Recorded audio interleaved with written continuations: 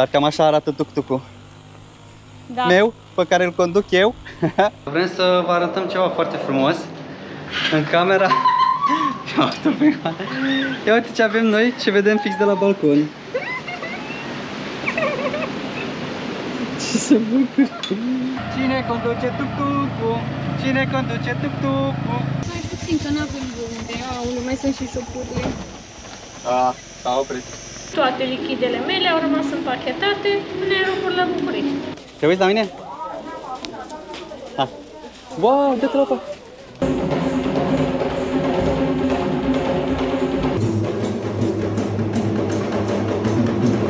Ba, un tur de ăla, ba, nu știu cum, ba, da, ce, vrei să-ți cumperi aia? Vin eu, tutuc eu, ba.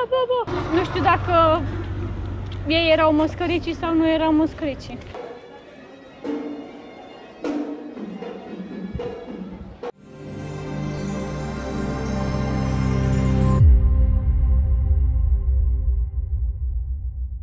Și gata, îi dăm drumul la aventura Sri Lanka. Sunt îmbrăcat, avem bagajele aici, un rucsac mare rău, un troller și gata. Am închis toate alea, apa, lumină, tot. Trebuie să mă întâlnesc cu Ioana la aeroport. Asta e cu noroc. Și na, sunt îmbrăcat bine, hanorac, gecuță. Acolo o să vedem cum este, de-abia aștept să vă arăt. Ciao, ciao! Unde plecăm noi? Păi putem să zicem acum? Să le spunem? Le-am zis de ce acasă. Nu o să pun, o să fac cut. Așteptăm. Așteptăm să se afișeze zborul. Okay. Ne pregătim de primul zbor până în Istanbul cu Qatarul. Cu ce momenți cu Turkish? Cu Turkish. Nicio treabă. Nicio treabă. Ești mai liniștit acum? Am ajuns la poartă. Da. Da, și mie prăjitura aia. E prăjiturea mea. Era foarte panicată pentru că aveam o oră între zboruri și credea că nu ajungem. Dar am ajuns. Acolo e poarta. Ar trebui să urmeze în curând să ne îmbarcăm pe un zbor de 8 ore și ceva. Am greșit eu. Nu 10. Deci să ne vedem cu bine în Colombo. Ai ceva de zis în apărarea ta, cum ai alergat? Mănâncă mie prăjitura și zilele. Și am uitat să vă arăt un accesoriu frumos pe care mi l-a luat iubita mea.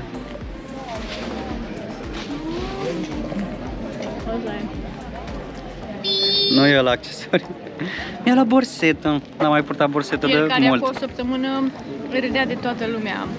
Care are borsetă. Bărbații care au borsetă, că au, nu înțeleg pe ăștia de ce poartă borsetă. Că ce n-ai pe aici, bărbat, un telefon și un portofel? Nu mă, da. Borsetă? Nu, gentuță de aia mică nu voiam. Dar totuși, e frumoasă și... Era doar că era pus așa. E foarte practică. Îmi intră tot GoPro acolo. Primele impresii de Sri Lanka din baia din aeroport. Se pare că... Afișe cu the facilities free of charge. Wow! Don't give money. Give money. Cine e Deci ce că stătea cineva după ce te spălai pe mâini să-ți dea hârtie igienică să te ștergi. Da. Îmi întindea și eram... Pot să-mi iau și singură. Am ajuns după 8 ore de zbor, 7 ore jumate, 8. Deci, din nou nu am dormit mai deloc. Aici e ora 5:38 dimineața. Și nu știm ce să facem. Vedem dacă mergem, facem școala de șofer de tuk-tuk sau mergem să dormim în Colombo. Și 7:30 acum și așteptăm pe ăștia de la firma de tuk-tuk unde am închiriat să vină să ne ia și să fac școala de șoferi.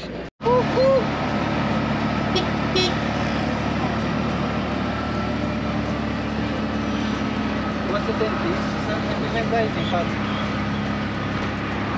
Stai să-mi revin și eu puțin.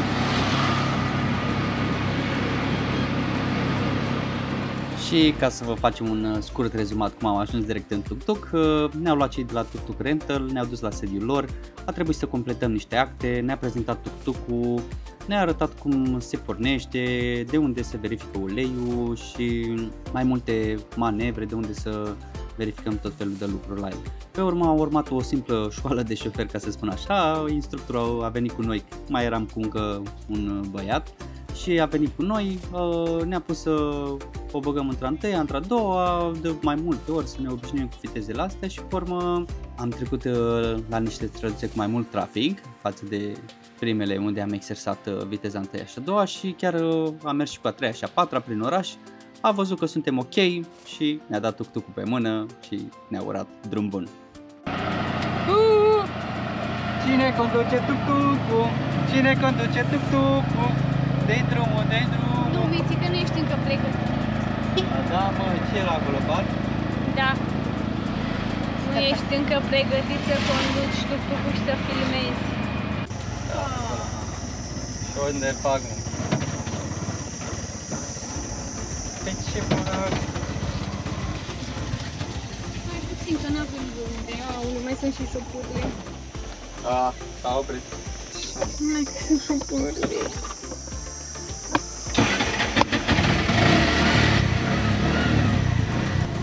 Da, știm că suntem pierduți aici, știm. Dacă la asta te uiți. Zi, noi și Google Maps. Da, Google Maps-ul, bă, dar ne trage de fiecare dată, frate, de fiecare dată. Ne-a băgat pe un drum în care eu fac un atac de panică imediat dacă nu ieșim o dată de pe el. Vezi că e groapă mare.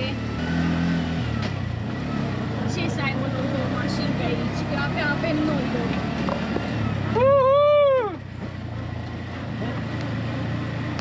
La jumătatea distanței între Negombo și Candia n-am mai mers direct pentru că sunt vreo 5 ore cred că de mers cu tuk-tuk-ul. Noi am fost praf astăzi și încă suntem obosiți rău.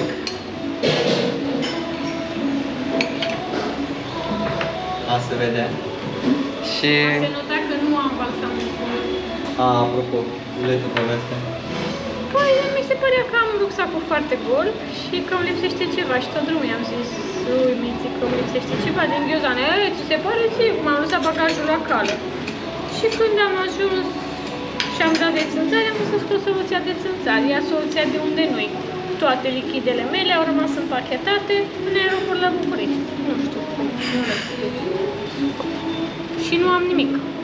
Nici mâncare, nici de țânțari, nici șampon, nici creme de față, nici, păi da, dar nu jumătate de flacon. Tu te-ai pus deja brățară? Nu, nici nimic. Și mi-am luat un chicken biryani. Și Ioana și-a luat? Nu știu ce și-a luat. Nu trebuie să fie rice. Vrem să vă arătăm ceva foarte frumos în camera. Ia uite ce avem noi, ce vedem fix de la balcon. Ce să bucur! Avem elefanță și pui. Uite și pui.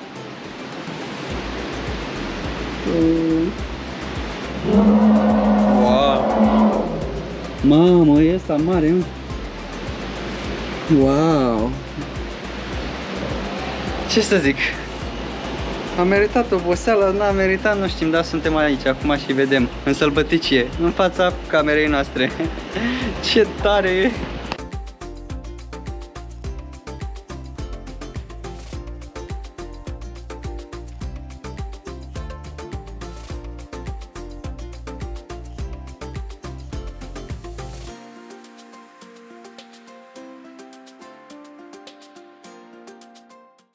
Ia zi-mi ce mănânci? Niște de-astea care nu știu ce sunt.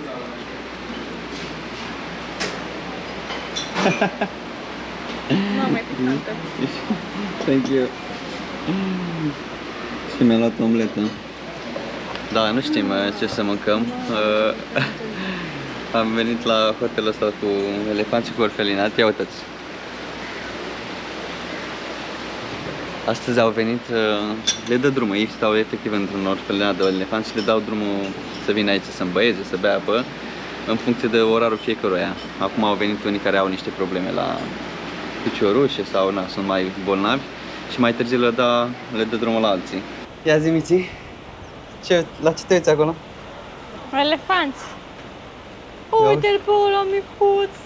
Uite ce mic și gras e. Da, mai e unul mic pui, dar îl țin acolo între ele, nu știu de ce. Îl protejează, mă, așa. Uite, ăștia nu sunt legați. Da, nu ne prea place când sunt legați. Da, ca idee, spune că e un orfelinat, au grijă de ei și au venit cu unii mai mari mai devreme și îi țineau legați aici, că îi coboară de undeva de sus de aici, îi coboară să se îmbăieze în fiecare zi și probabil să curețe. Și să facă caca. Să facă caca, fac foarte mult caca. Caca foarte mare, în Și caz că mă întrebați probabil cum îi fac duc- caca elefanții. Mari, niște pietroaie din alea mari și probabil îi duc înapoi pe urmă. Da, ne tot gândeam să mergem și noi să-i spălăm, că sunt niște tururi de genul, dar nu prea știm ce să zicem. Adică înțelegem că e faza cu orfelinatul, doar că e un pic trist să-i vezi și cu lanțuri când îi aduc aici. Dar cine știe, nu știm toată ideea în spatele acestui lucru și mă gândesc că așa funcționează efectiv orfelinatul. Trebuie să-i aduc aici, să aibă grijă de ei, să nu se piardă prin păduri pe aici. Habar n-am, dar din câte știm, sunt și Traumatizați puțin și maltratați și înțepați. și asta. Uite cum Voiam stă să ăla zic cu că- trompa pe celălalt. Voiam să zic că sunt de... Uite cum stă ăla cu piciorul acolo, zici că stă la start. Aia stă singur acolo. Cred că e femeia, nu știu. Uite cum crește ananasul. Ce drăguț și mic e. Păi sunt mulți. Uite și bananier.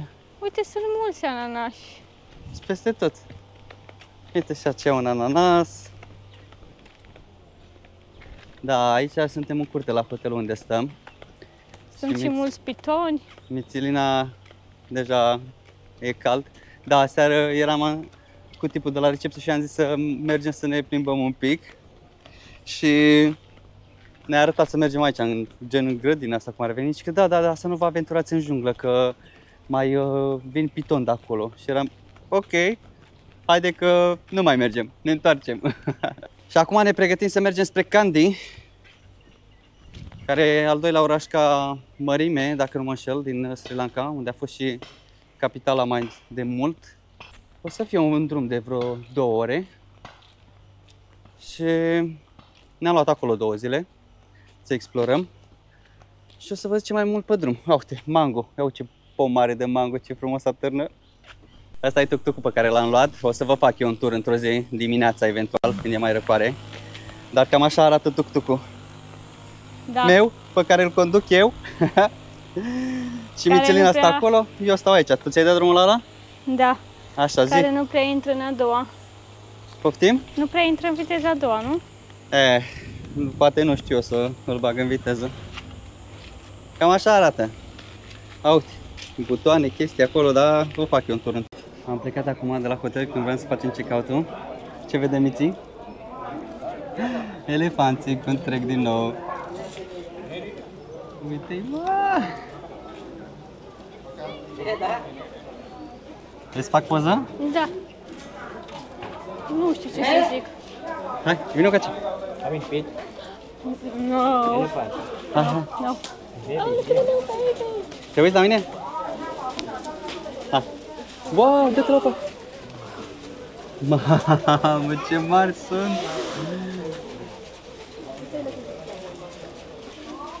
Gata? Nu, mai vin.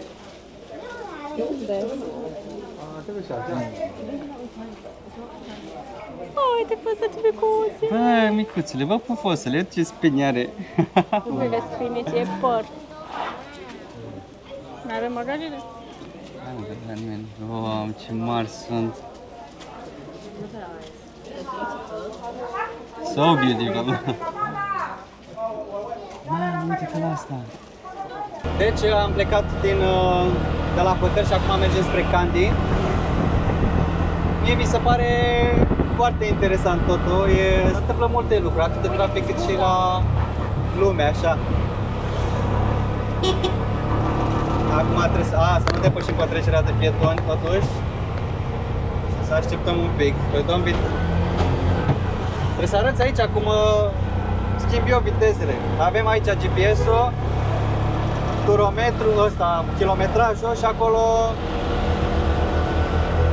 rezervorul. Caute oamenii ce stau aici la vârfă. Asta e Peco. Bun. Era să ne răsturnăm? Un pic așa. Dejera, nu? Nu, bă, ce ai? Doamne ferește. Face el, zic eu full și nu înțelegea și zic eu în engleză, nu știu ce. De el zicea full tank, știi? Adică, și eu da, full tank, da, bine. Și făcea, în engleză, nu, știi? Sau nu mai știu cum a zis, da. Că ai zis că ai da. Da, e invers, da. Ne face băiatul full acum și se pare că bagă de 2450. 6 litri, cred, da? 7 aproape.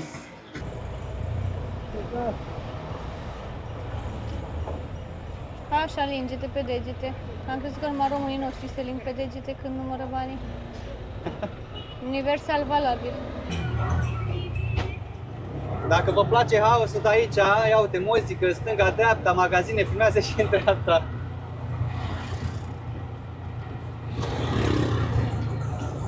Nu vă puneți, că nu vă las. Să știți că nu opresc la trecere de pietoni, nu pentru că nu vreau, ci pentru că mi se oprește motorul. Trebuie să-l dau pe neutral și e foarte complicat. Dacă cam ăsta e traficul, pot să filmez și în față și trebuie să mă opresc acum, cred. Și alții ziceau că la Voicoi e aglomerat în centru, acolo la bloc. Știi? Hi, hello! Te-a salutat ăla. Da? În sfârșit l-am dat și pe neutral. Să vedem cum e. Ia uite, aglomerați aici de tuk-tuk-uri. Ia uite ce se bagă lumea în față. E interesant. Banane, chestii.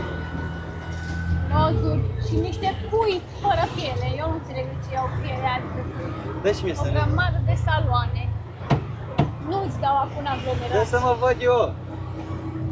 Țin eu să te vezi. Păi nu mă văd, sunt prea aproape. Bună ziua și bine ați venit la emisiunea noastră despre Sri Lanka. Trebuie să dăm sonor mai ușor, ne arată din culise de acolo. Astăzi o să mâncăm niște... Ce am luat? Niște noodles, ceva în stil sri lankez era acolo, că doar suntem în Sri Lanka. Vrem să facem un tur spre Kandy, e foarte cald. Ioana e nervoasă de fiecare dată când iese din hotel că îi e cald și nu mai poate. Eu încerc să fiu ok și n-am nicio treabă. Astăzi adică am vrea să mergem sau mâine la un templu, la Buddha. Da, am niște poze de făcut. Și cine ți le face? Tu, cine? Crezi tu? Da, ți le arăt imediat. Deocamdată părerea noastră este una mixtă, este ok, în sensul că... În sensul că ne bucurăm că nu ți-ai uitat expresia acasă. Expresia n-a rămas, da. Ne place. E un pic haos. Ce ne place? Ne place mâncarea. Ne place mâncarea, da, cred că trebuie să fiți atenți să le ziceți, să nu fie spicy, că ne-au mai și întrebat ei, dar... E bună, e foarte bună și picantă. Toate mirosurile, toate cele, nu știu, și gusturile. Zici că au amestecat 10-15 mirodenii acolo, nu știu. Probabil chiar au amestecat.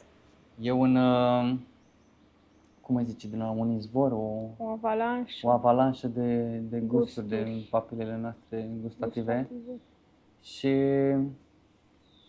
încercăm să ne odihnim. Păi da, mâncarea ne place, nu ne place căldura, nu ne plac șopârlele, nu... E rândul meu acum? Îmi stă bine părul? Îmi stă foarte bine părul. Pe lângă faptul că îmi stă foarte bine părul, pentru că sunt saloane la fiecare 10 metri. Da, se oprește și își face părul tot timpul la salon. Da, dacă vă întrebați cum reușesc să mențin. Da, umiditate cică 95%. Probabil de asta e și foarte cald, mă gândesc. Deci au multe saloane, multe gherete cu lozuri. Doamne, ce bine stă părul. Așa o să apar în toate filmulețele tale? Da. Dar poți să-l desfaci, știi, nu? Vrei să se arăt cum stă desfăcut? Da, ia desfă. Wow, reveal-ul. Hai. Bă, ești foarte bine. Vorbesc serios, stă foarte bine. Păi și cine stă în căldura asta cu părul desfăcut? Nu simți, mă. Nu simți. Vrei tu o claie de asta pe spate? Da. Nu cred. Și ne-a adus și mâncare, ne-a luat un fel de noodles cu pui și cu legume. Aici un fel de salată, dar foarte caldă, cu niște sosuri. Eu am cu pui și Ioana are cu legume. 3 kg. 3 kg de noodles. Și niște chili flakes aici. În sfârșit merg și eu cu tuk-tuk în spate. Vezi și tu cum se simt prințesele? Mamă, da, chiar că. Și ce frumos că bate vântul pe aici. Nu e așa de cald ca față. Bine în spate. Da, mamă, chiar stai foarte bine. Îți place mie? Da. Fără supărare, dar ăștia par mai sigur pe ei. Da, drag, au atâția ani de experiență. Da, chiar îmi place să circul așa. Mai stăm și noi împreună. Mai stăm și împreună, mai poți să spun apă pe picior, mai poți să te mângâi, Nu face gesturi de-astea. mai poți să mă uiți și eu în stânga, în dreapta. Wow. Bă, cine? Că eu sunt aici. Am luat tuk-tuk-ul, să știți că au o aplicație, Pick Me se numește, ca să nu ne mai stresăm noi cu ăla, pe trafic mare. Nu că n-aș știu eu să conduc un tuk-tuk. Să stau și eu relaxat frumos în spate. Și comand câteva aplicații asta ca pe Uber, să ai scutere, tuk-tuk și mașini. And this is the Candy Lake, huh? Man-made artificial lake. It's man-made? Really? All of it? Really? What's your name? I'm Shan. Shan? Yeah. Shan? Shan. Like the singer. Yeah. But it's a nice lake. Can you go with the boat to the small island? No? And now people are waiting here for the ceremony? Ah, just to relax, like to walk Yeah. on the side of the lake, huh? Candy is not that hot like in Negombo or Colombo, huh? Colombo more than hot. Yeah. Candy love, but Iubita mea e nervoasă pentru că toți oamenii de aici Toată sunt lumea sare pe insistenți. tine, frate, dar lasă-mă în pace, vin eu la tine dacă vreau. Băi, Miți, dar așa-și câștigă și eu pâine. Trebuie să înțelegi că Da, n-au... știți, eu, de exemplu, vin mai cu drag dacă nu vii să sar pe mine. Hai că te duc eu acolo, de te duc eu acolo, te duc eu de acolo, unde te să duc eu știi acolo. tu că el e de asta? Uite, de omul a venit acolo, ne-a întrebat una alta și ne-a și ajutat, ne-a dus unde Deja să m-a schimbăm agitat, bani. eram deja agitată că ba A zis că alerga ne pe oferă aici, ba mâine în un stânga, tur. ba în dreapta, ba un tur de ăla, Și- ba nu știu cum, ba da, ce vrei să-ți cumperi aia, vin eu, te duc eu, ba, boss, ca Da, vrei să mă relaxez. sunt foarte insistenți Trește așa. lângă unul și începe să strig, eu ce după tine, mango, nu vreau, serios dacă Popcorn, vreau. popcorn. Uite bă ce păsări. Pasări. Uite-le și pe acolo. Alea mă cred că sunt ele, au ceva cu... Da, eu n-am nicio treabă cu ei, îmi place, mai și glumesc cu ei. Asta este, îmi dau seama că Că ce? asta e pâinea lor, așa și câștigă pâinea, că omul zicea că are și mașină și toate alea și oferă tururi pe aici și prin Candy. Că n-are și- alt job și știe Ce locurile vrei? și... Da. Păi asta zic. Ne întreba de costuri De în salarii România, din că au zis România. că mulți srilanchezi în România și zic da, că au început să vină. Și ne întreba de salarii, am zis 6-700, că au zis și el tot cam atâta. Era curios. Da, aici suntem pe malul lacului Candy. Și sunt niște păsări foarte interesante, unele Și dar nu le este vedeți. handmade, zicea ăsta. Da, a zis că e artificial, făcut de om. Ai grijă la picioare, vino pe aici. Uite peste tot. Mamă, dar e mișto aici, că e foarte... Uite mai pelicanul acolo, vezi? Și în spate mai sunt doi. Și am venit la insistențele ghidului. La Mai fraierit unul, cum ne mai fraierit și prin alte părți. Ne afla ritmul, da. Am venit la un dans din ăsta cultural care arată cam așa, o să vă arătăm niște imagini mai târziu. Și O să murim de cald aici o oră, O să că n-au murim. aer, n-au nimic, frate. Au niște- Zici că ești... ventilatoare din astea. Dansul ăsta se poate găsi numai în Candy, adică e tradițional de aici și nu e nicăieri în țară, în Sri Lanka. are Dacă a dreptate mințit sau el, nu, vă mințim și noi, evident. Și e mișto că toată lumea vinde, în primul rând stau pe scaunele astea de plastic și vând sucuri ape, printre astea, niște juvaieruri, dacă e să-ți iei și tu mici juvaieruri. Da? Și vă arătăm mai târziu cum arată. nu te atinge de mine. Ah! Ah! Broaște, suntem lipicioși deja.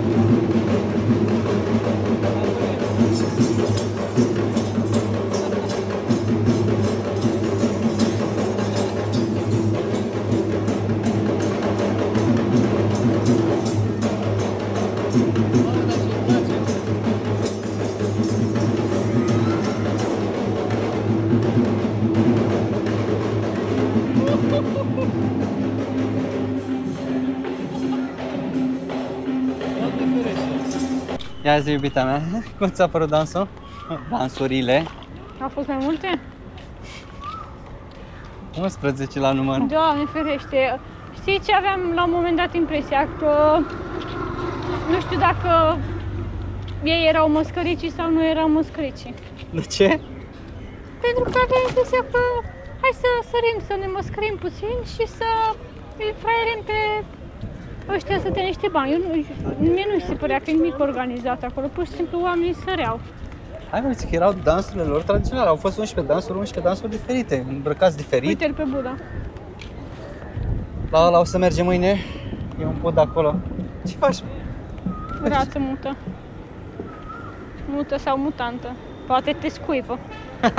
Cum să mă scuipe? Da, mie mi s-a părut interesant partea cu focul. Când a fost ultima dată când ai umblat descalț? Acum foarte mult timp.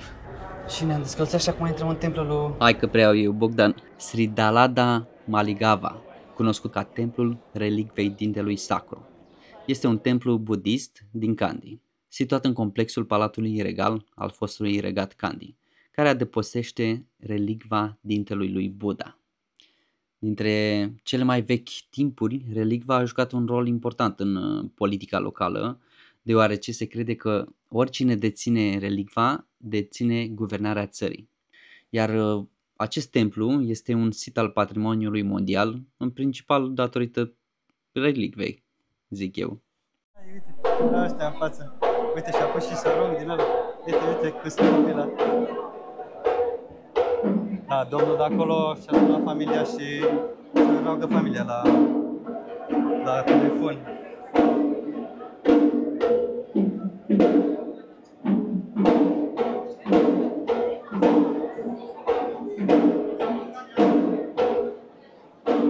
Deci aici se spune că ar fi dintele lui Buddha și oamenii au venit să aducă ofrande. Genul ăsta de ofrande. Este plin cu ofrande. Sunt foarte frumoase florile. Și acum nu știu cine are voie să intre acolo.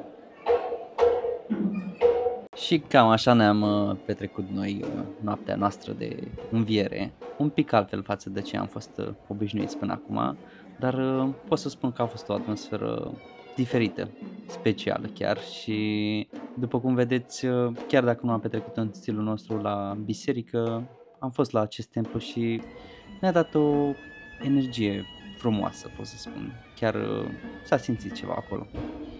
Nu uitați să dați un like dacă v-a plăcut aventurile noastre până acum, pentru că or să mai urmeze și altele și vă așteptăm cu drag în următoarele vloguri, pentru că încă mai avem destul de mult de explorat Sri Lanka. Așa că nu uitați, like, subscribe și ne vedem în vlogul următor. Ciao, ciao!